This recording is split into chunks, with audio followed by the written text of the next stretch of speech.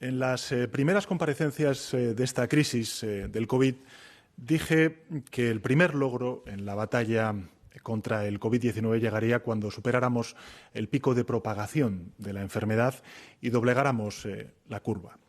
Lo hemos conseguido entre todos. También dije que el segundo logro llegaría cuando el saldo de altas médicas fuese superior al de nuevos infectados. Y también los datos atestiguan que hemos logrado con creces entre todos ese objetivo. Y que el tercer logro tendría lugar cuando el número de contagios cayesen en picado. Ahí está también. Los datos de las autoridades sanitarias nos indican que efectivamente esa curva está bajando y de manera muy intensa y en consecuencia que hemos logrado ese resultado entre todos, con el esfuerzo de todos. Nuestro reconocimiento a los profesionales sanitarios, a las fuerzas y cuerpos de seguridad del Estado, al Ejército, a todos los compatriotas siempre será poco. No hay palabras suficientes para describir lo que sentimos, lo que nos llevamos de este tiempo.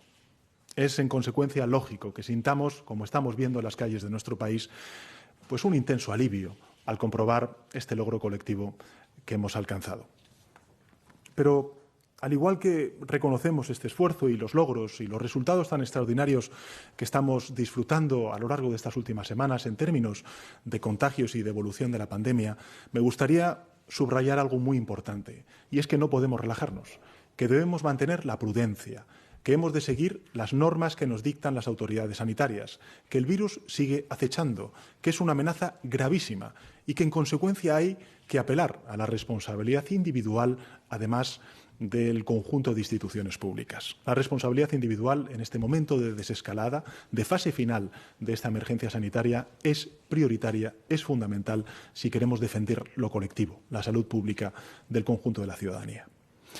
Y basta además con mirar alrededor para comprobar la mortalidad que sigue provocando en países incluso tan poderosos como la primera potencia del mundo, Estados Unidos, donde desgraciadamente la COVID se ha cobrado la vida de más de 100.000 personas. Solo en el estado de Nueva York hay más víctimas mortales que en todo nuestro país. Por tanto, no podemos olvidar tan pronto el sacrificio de todos durante el confinamiento, la abnegación de nuestros profesionales sanitarios, las miles de vidas que desgraciadamente el COVID-19 se ha llevado a lo largo de estas semanas tan intensas, tan duras. En consecuencia, pido prudencia y pido también respeto a las reglas sanitarias para evitar cualquier tipo de recaída, por mínima que sea, porque es un riesgo real no solamente para nuestro país, sino para el conjunto del planeta, como hemos visto a lo largo de estos últimos meses. Pero lo cierto es que casi hemos logrado lo que nos propusimos y lo hemos conseguido siguiendo el plan que trazamos con el Consejo de los Expertos y gracias también a un instrumento constitucional que se ha declarado como esencial para permitir la limitación de la movilidad y, en consecuencia, contener la expansión del virus. Me estoy refiriendo al estado de alarma que viene reconocido y recogido en el artículo 116 de la Constitución española. Es verdad que empezó siendo un estado de alarma con restricciones muy severas. Luego fuimos suavizándolo e introduciendo alivios que ahora mismo están empezando a notarse en muchos sectores económicos y también en el día a día en los espacios públicos, en el uso por parte de la ciudadanía de los espacios públicos. Y ahora estamos a punto de llegar a puerto, estamos a punto de llegar a buen puerto. Y necesitamos recorrer el trecho más sencillo y a la vez el más decisivo, que es acabar con la desescalada, en definitiva, acabar con esta emergencia sanitaria tal y como la hemos sufrido a lo largo de estas largas semanas de estado de alarma. Hoy, tras la 12ª Conferencia de Presidentes y Presidentas Autonómicos, en la que hemos analizado múltiples cuestiones, las últimas órdenes que se aprobaron por parte de las autoridades sanitarias, así como el estatus de las fases de cada una de las comunidades autónomas y también la situación de la última propuesta de los fondos de reconstrucción anunciados por la Comisión Europea. He comunicado, como decía, en esta 12ª Conferencia de Presidentes, he comunicado al conjunto de presidentes y presidentas autonómicas que volvemos a necesitar una última y definitiva prórroga de 15 días del estado de alarma. Una última y definitiva prórroga de 15 días del estado de alarma. Será un estado de alarma muy distinto, mucho más liviano, pero lo necesitamos para culminar el trabajo que hemos hecho entre todos. Es muchísimo lo que hemos avanzado. Tanto que este último estado de alarma tendrá una novedad sustancial que me gustaría compartir con todos ustedes. Y es que la máxima responsabilidad en la gestión de la desescalada se traslada definitivamente a las propias comunidades autónomas que estén en la fase 3. Esta misma mañana he compartido esta propuesta con las presidentas y presidentes autonómicos de las comunidades autónomas, y es que a partir del día 8 de junio, momento en el que más de la mitad de nuestro país debería estar en fase 3, la autoridad para la desescalada en cada territorio será el presidente o presidenta de esa comunidad autónoma. Serán, por lo tanto, los presidentes autonómicos quienes decidirán cómo gestionar los ritmos, las modalidades de la vuelta a la nueva normalidad en sus respectivos territorios, incluyendo el paso de fase y su duración. En consecuencia, lo que estamos haciendo es pasar de la cogobernanza que hemos tenido durante estas últimas semanas a la gobernanza plena por parte de las comunidades autónomas, que no olvidemos nunca son las que ostentan la competencia en materia de sanidad. Naturalmente, igual que contamos con la colaboración de las comunidades autónomas hasta ahora, a las que agradezco de corazón el trabajo realizado, ahora van a ser las comunidades autónomas quienes podrán contar con el respaldo del Gobierno de España, con el respaldo, en este caso, del Ministerio de Sanidad, que mantendrá funciones de cooperación e información general y también con el asesoramiento de sus especialistas, en particular del Centro de Coordinación de Emergencias Sanitarias que dirige brillantemente el doctor Simón. Pero la capacidad de decisión, y esto es lo que me parece relevante para trasladarles a ustedes, de esta última fase de la desescalada corresponderá a cada comunidad autónoma, a cada presidente o presidenta de comunidad autónoma. Es decir, en manos del Gobierno, lo único que quedará será la regulación de la movilidad. Cuando estamos a punto de conseguirlo, cuando se dispone a pasar el testigo a las comunidades autónomas, permítame que haga un elogio público a dos personas que encarnan las mejores cualidades de nuestro país, de nuestro gran país. El primero es un aragonés y el segundo es un catalán. El primero es un funcionario, es un servidor público, a quien ni siquiera conocía antes de esta terrible crisis y que fue además elegido y designado por otro gobierno, por otra administración.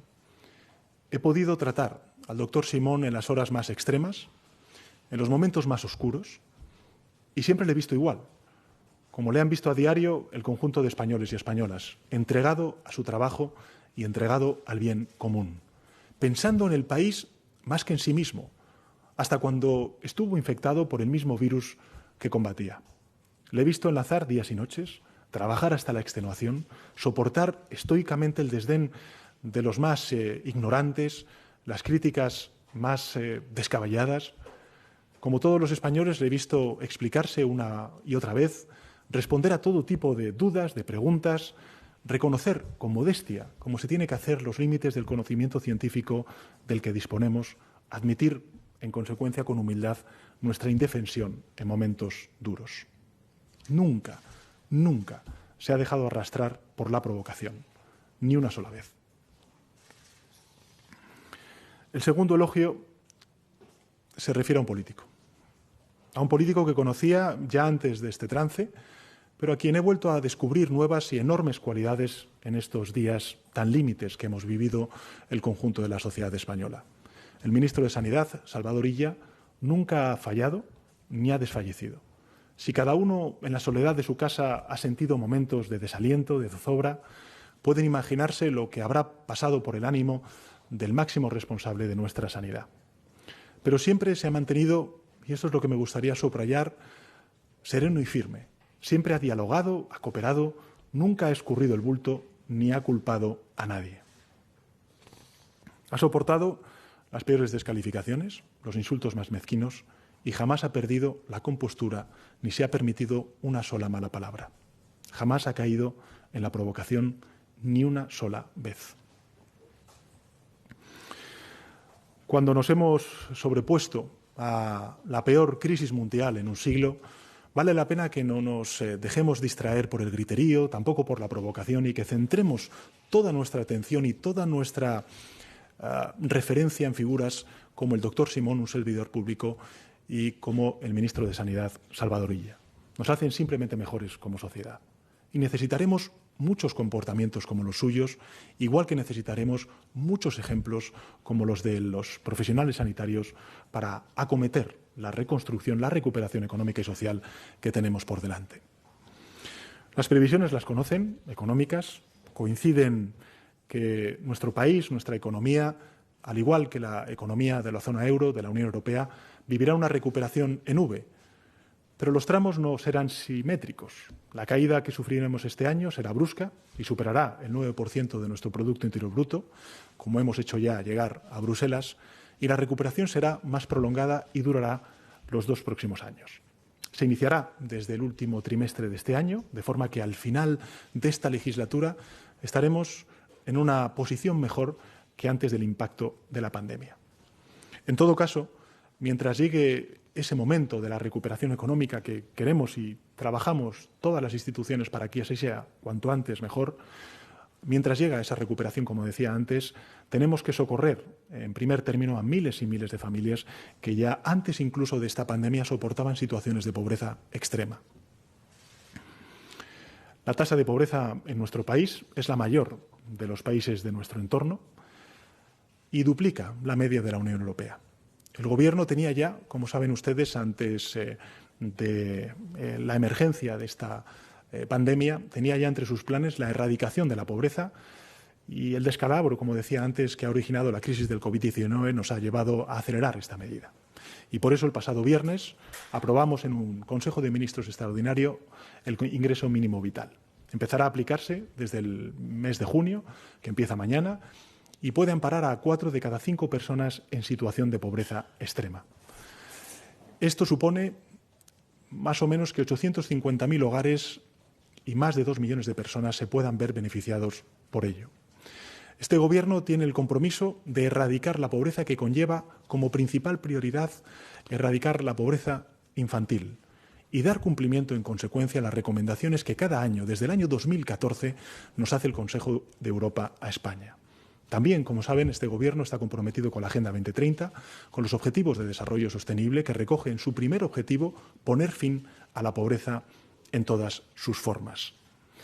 Para que se hagan una idea, la tasa de pobreza en nuestro país es la mayor de todos los países de nuestro entorno, como decía antes, duplicando la media de la Unión Europea y triplicando a países como Alemania. Solo en España, el porcentaje de hogares por debajo del 30% de la renta mediana roza el 7%. Una situación que afecta a más de 2 millones de niños y niñas en nuestro país. Es decir, nuestros hijos, nuestras hijas y la que es la próxima generación de nuestro país. Debemos protegerles, debemos ayudarles a avanzar. No vamos a permitir más infancias rotas, más generaciones sin futuro o más familias sin esperanzas. Nuestros hijos, nuestras hijas, nazcan donde nazcan, vivan donde vivan, deben tener las mismas oportunidades, los mismos derechos, sin riesgo alguno de exclusión. Se trata simplemente de hacer lo que es justo, de garantizar una vida digna y saludable a aquellos que, hasta en los peores momentos, como la actual emergencia sanitaria, nos devuelven la sonrisa para llenarnos de optimismo.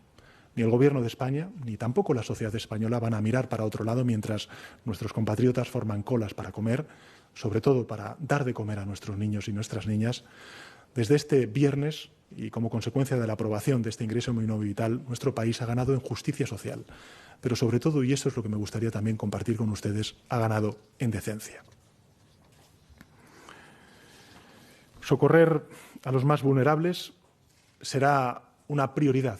Lo está siendo ya en la reconstrucción económica y social, pero en paralelo debe discurrir la reconstrucción y la recuperación económica. Y las prioridades económicas estarán alineadas con aquellas que señala Europa.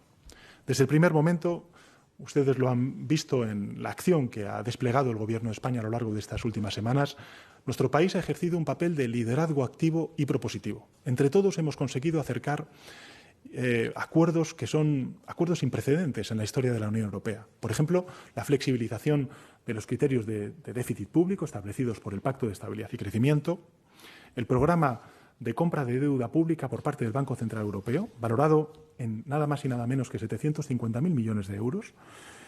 Y, por supuesto, también la triple red aprobada de 540.000 millones de euros en el Consejo Europeo del pasado 23 de abril. La posición española ha resultado también decisiva en otros dos procesos actualmente en marcha y que me gustaría compartir con ustedes. En primer lugar, incrementar el marco financiero plurianual, es decir, los presupuestos de la Unión para los próximos 7 años, hasta 1,1 billón de euros, y crear un fondo de recuperación que fue anunciado por la Comisión Europea esta misma semana, un fondo de recuperación para que la economía europea cuente con 750.000 millones de euros, del que nuestro país sería uno de los principales beneficiarios.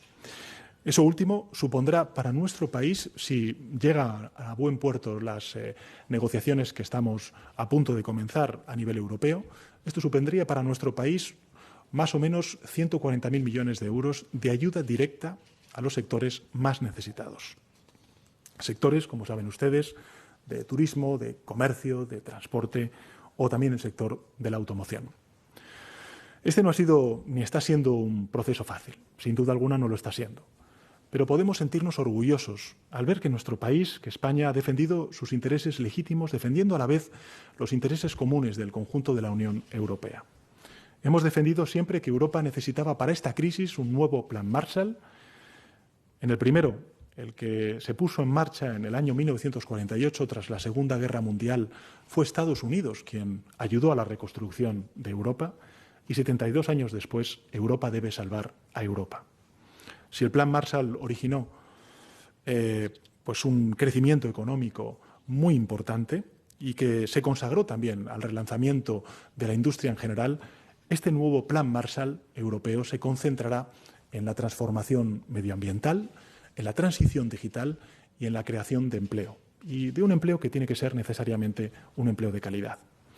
El Gobierno está consagrado a la preparación de un plan de recuperación e inversión de una magnitud sin precedentes, lo digo antes, 140.000 millones de euros, y nuestra versión nacional de ese plan Marshall europeo lo presentaremos a Europa y servirá para catalizar muchas de estas ayudas y, en consecuencia, para recuperar la actividad y el tejido productivo dañado como consecuencia del parón y el cierre de los mismos. Un sector clave para nuestra economía, como saben ustedes, es sin duda el turismo. Y es el más afectado por las restricciones sociales que ha impuesto la propia pandemia. El turismo es uno de nuestros grandes pilares económicos y culturales, además de creación de empleo, y el relanzamiento del turismo debe ser inmediato y debe proyectarse en una doble dimensión. En primer lugar, la nacional y, en segundo lugar, la internacional. Desde muy pronto, en muy pocos días, podremos disfrutar de las maravillas de nuestro propio país. Nos ofrecerán descanso, alegría, encuentro tras meses devastadores. Pero además, somos un referente mundial en turismo y los 80 millones de extranjeros que nos visitan anualmente son los mejores aliados para nuestra reactivación económica. Esperamos a nuestros visitantes desde el inicio del mes de julio con los brazos abiertos y con nuestros hoteles y locales lo más seguros posibles. Van a volver a poder disfrutar de nuestro clima, de nuestra naturaleza, de nuestras playas, de nuestra cultura, de nuestra gastronomía. Y además van a disfrutar de algo muy importante en esta crisis, que es nuestra seguridad sanitaria y de nuestro compromiso con el medio ambiente. Mientras el virus circule en el mundo, en España van a encontrar esos turistas, sí, distancia física, pero cercanía emocional. Otro sector especialmente afectado por la pandemia y que va a contar con una atención específica en los programas de estímulo es el sector de la movilidad, el sector de la automoción. Este sector es un sector estratégico, como saben ustedes, también para el conjunto del país y en particular para determinados territorios a los cuales no quiero olvidar. Suponen un 10% de nuestra capacidad de riqueza anual, del PIB, y también una importante cantidad de empleo directo e indirecto. El Gobierno está trabajando en un plan de reactivación de la movilidad, también del sector de la automoción, que incluirá acciones de apoyo al sector del automóvil a lo largo de toda la cadena de valor, al tiempo que también vamos a ayudar a realizar más rápidamente la transición hacia esos vehículos más limpios, más sostenibles, en esa transición ecológica en la que está comprometida nuestro país y sobre todo las generaciones más jóvenes. Aprobaremos también la Ley de Movilidad Sostenible, que generará un marco regulatorio para la fabricación y la comercialización de este tipo de vehículos sostenible. En consecuencia, turismo y automoción han sido duramente golpeadas por la pandemia y su reconstrucción tendrá otro rasgo común, la transformación hacia un modelo sostenible que permita la creación de empleo de calidad. Esta prioridad también implica cambios en la normativa laboral. Para ello, desde el diálogo social, vamos a trabajar para adaptar nuestra legislación al entorno actual, crear un estatuto de los trabajadores del siglo XXI, adaptando, por ejemplo, la legislación de los ERTEs, tan importantes, se han revelado tan importantes en esta crisis, a la nueva normalidad y facilitando las habilidades en áreas de especial prioridad, como es la transición ecológica, la digitalización, el sector sanitario o también algo muy importante como es la investigación científica. Pero apoyando también nuestra economía en el saber hacer de nuestro sector agroalimentario, que se ha comportado de una manera extraordinaria, sin precedentes en el mundo, y en el desarrollo de más y mejores infraestructuras. Como saben, durante estas semanas siempre nos hemos referido a ese término que es el de la nueva normalidad. Y añadimos siempre la coletilla siguiente, y es que hasta que dispongamos de una vacuna. Y precisamente en dirección a esa vacuna se orienta en estos momentos un volumen ingente de recursos y de talento en todo el mundo. España está participando en varios proyectos europeos conjuntos. En estos momentos, un total de 10 equipos investigadores financiados por el Fondo COVID-19 que aprobó el Gobierno de España se encuentran en la fase preclínica de proyectos que buscan la vacuna desde orientaciones diferentes. Y además, nuestro país está presente en las iniciativas globales promovidas por la Comisión Europea, como la Conferencia de Donantes para COVID-19, en la que España se comprometió a aportar 125 millones de euros para apoyar el desarrollo de vacunas y facilitar que sean accesibles a nivel mundial. Pero además de fondos, España aporta talento. Y esto es algo que me gustaría subrayar ante ustedes. Hay equipos españoles trabajando en el desarrollo de prototipos, cada uno de ellos con una aproximación diferente, pero manteniendo una coordinación entre sí que jamás se había producido. Algunos se sitúan entre los más avanzados del mundo, otros precisarán más tiempo para llegar a la fase clínica, pero los científicos españoles están en condiciones de comenzar las pruebas clínicas en breve, prácticamente a la vez que las grandes multinacionales y empleando tecnologías similares e incluso más avanzadas en alguno de los casos. Las noticias que nos llegan, en todo caso, alimentan a la esperanza. Y a la vez que reducimos el espacio del virus y le mantenemos a raya, empieza a parecer posible contar con una vacuna en un plazo más breve de lo esperado. En estos momentos hay, además, más de 200 proyectos de investigación que hemos evaluado y financiado en menos de 2 meses y sobre los que estamos haciendo seguimiento activo de sus resultados y sus necesidades. Estos estudios abarcan muchos frentes que necesitamos abordar para estar preparados y vencer de manera total al virus.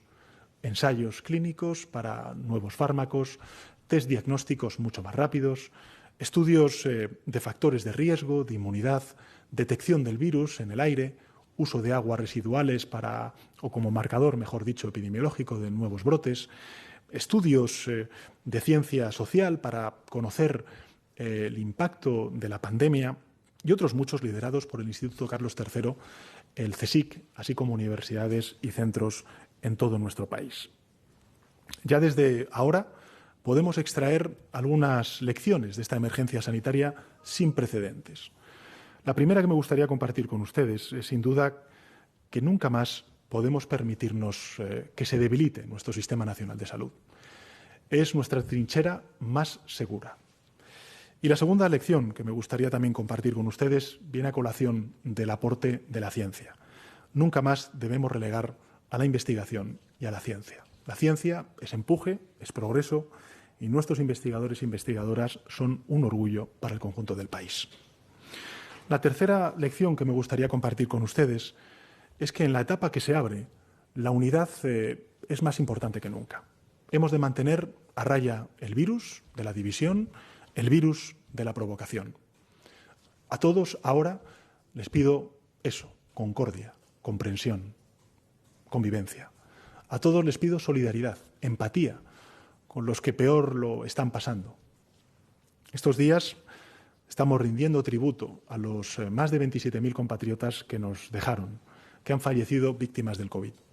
Las banderas desde el pasado martes en el Consejo de Ministros, en el que aprobamos el decreto de luto nacional, las banderas, como decía, están ondeando a media asta en el ejercicio del luto más prolongado de la historia de nuestra democracia, y a todos les pido que usen precisamente esa bandera de España como una bandera de paz, de futuro, nunca de división, ni mucho menos de provocación. A todos les propongo que completemos, mejor dicho, juntos esta desescalada y que nos sumemos con fuerza para que la reconstrucción que tenemos que avanzar y abordar por delante no se aplace. Contamos con todas y todos, pero especialmente con los más jóvenes, que son los más dañados desde el punto de vista de la educación, también desde el punto de vista del mercado laboral. Ha llegado el momento de transformar definitivamente España. Nuestra misión, en consecuencia, como instituciones públicas, es esa, es proteger y avanzar. Proteger y avanzar sin dejar a nadie atrás. Gracias.